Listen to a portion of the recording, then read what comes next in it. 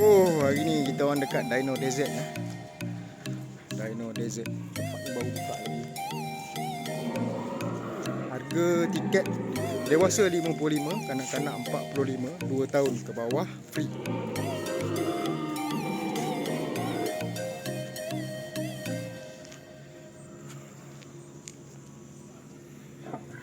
Okey. Sini orang kata tempat ni masih lagi nak membangun lah. Jadi tempat masuk dia pun agak mencabar.